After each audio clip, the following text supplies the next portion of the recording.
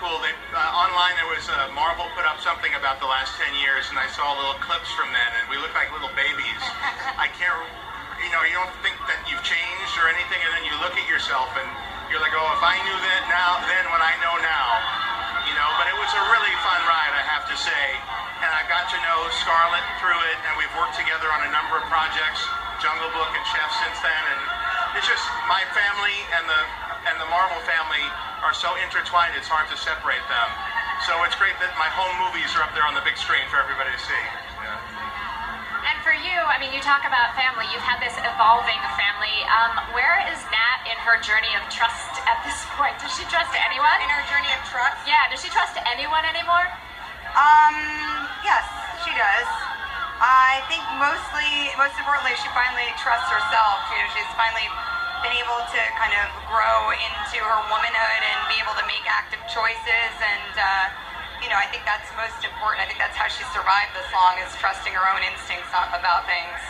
When you signed up to do Black Widow, did you envision this being part of the arc? I thought the carpet was going to be a different color, I'm not going to lie. Everything else she had. Everything else I totally foresaw, yeah. But she was all business from the beginning. She locked into that role and she created it.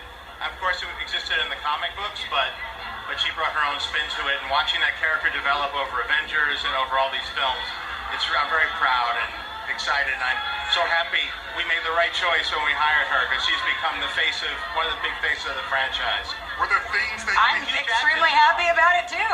It's really worked out. You've done okay. You've done all right. No, I mean, it's crazy because I didn't know what the audience would think about my portrayal of the character. She's so beloved, and I was so fortunate to have John there and Robert to help guide me through the process, and they were so encouraging, and Kevin Feige was so encouraging that they made something that could have been very, you know, that could have been terrifying for me, paralyzing, like really possible. So I remember in Iron Man 2 when we were in rehearsals, I walked into a stage and she was up in the rafters on wires, and I said, oh, she'll work out pretty good.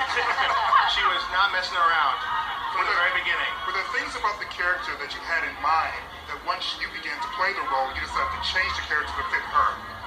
Yeah, I mean, it's evolved, and I think that as each writer and each director came in, what's nice about Marvel is a partnership forms, and although you have Kevin and all the team at Marvel overseeing everything, each director or set of directors comes in and brings in their own spin and their own flavor, and it becomes a collaboration with the stars. And so when they come to the series, they already have her established character. Like in Avengers, she was already established in Iron Man 2, but then the character became so much more. So it's become like an evolution of shared vision, but each time there's a new partnership, the characters change. So last question then, you have worked with so many directors in so many different scenarios now. What for you as the actress has been most important to keep consistent about What is I'm sorry? What's been the most important thing for you to keep consistent about her?